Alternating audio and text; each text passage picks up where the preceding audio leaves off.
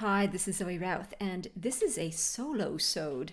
It's a new initiative I'm trying and testing to bring you thought nuggets on what I'm reading and what I'm thinking that is in service to you. So, I hope you enjoy it. Love to hear your feedback. Send me an email, zoe@innercompass.com.au, and here we go.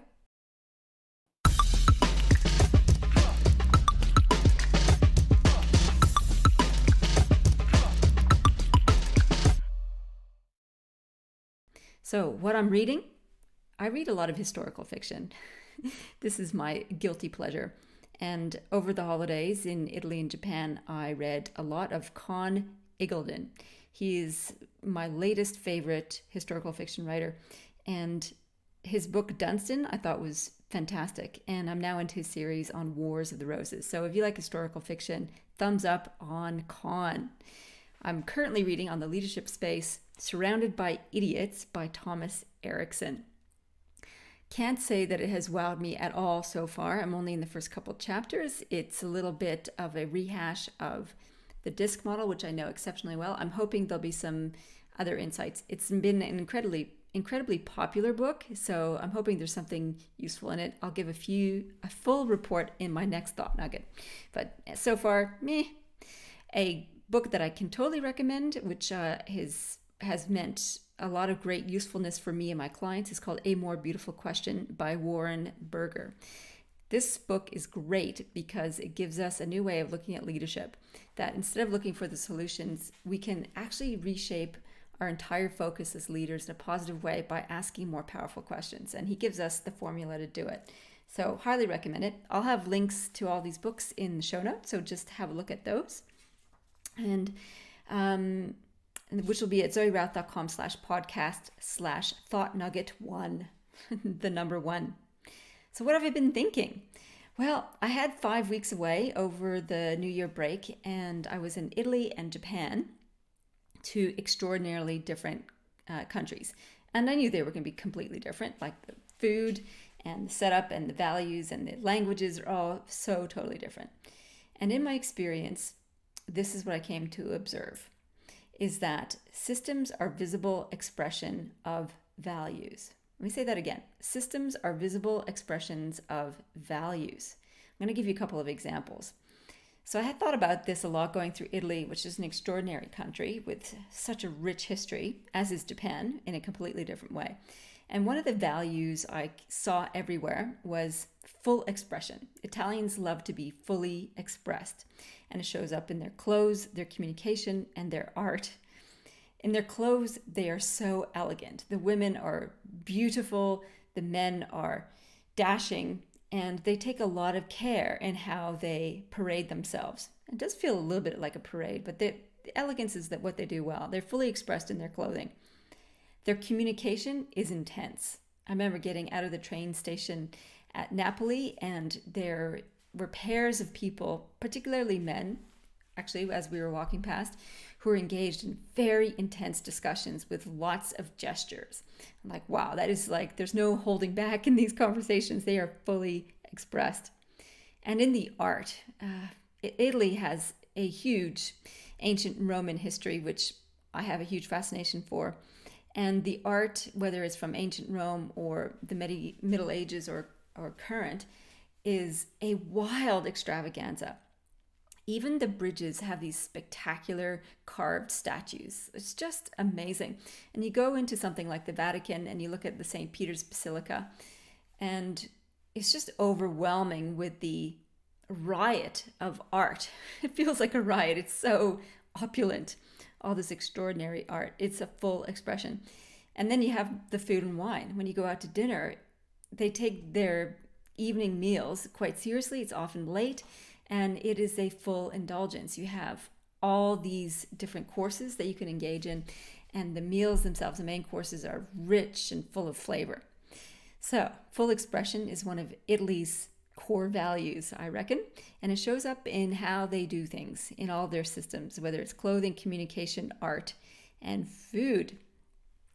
Compare this to Japan, and one of the key values of Japanese culture is control and order, and it shows up in its systems as well. And Japanese are famous for their transport system because it always runs on time and it's incredibly orderly. If you stand in the Tokyo train station anywhere, you have this organized chaos. People seem to know exactly where to go, in and out, and they move a huge amount of people on time, every day. And they know how to queue. So there's a lot of instructions everywhere in the train stations about where to stand and how to stand. Like, you're never at loss for information about where you should go and what you should be doing. And the Japanese know that they can queue very quietly, peacefully, in an organized way outside of their carriage door in an orderly fashion. There's none of this push and shove and diving in at the last minute. It's all very structured. I guess the other funny place where you see the articulation of their values of control and order is in the toilet area.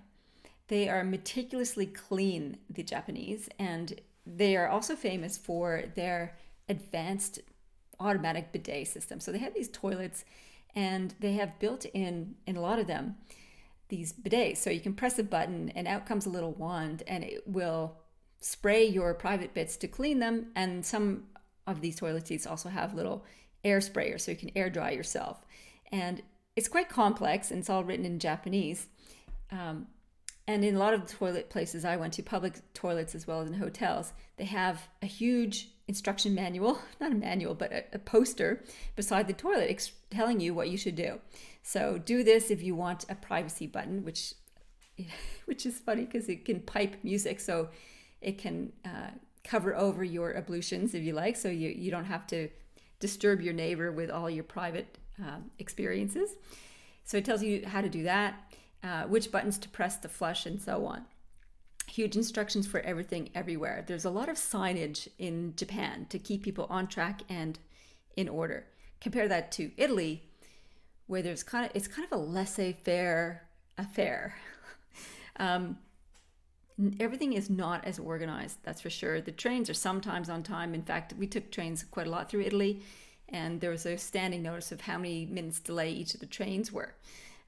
Because it's not as high of a value as full expression is in their country, or certainly not as high a value as it is in Japanese culture.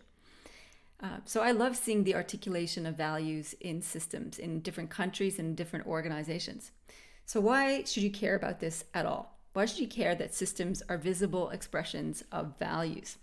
Well, if you're having a problem with one of your systems in your organizations, maybe it's your remuneration system, maybe it's your meeting system, and you're trying to do a fix, and you're trying to do a technical fix, you're probably going to be pushing poop uphill.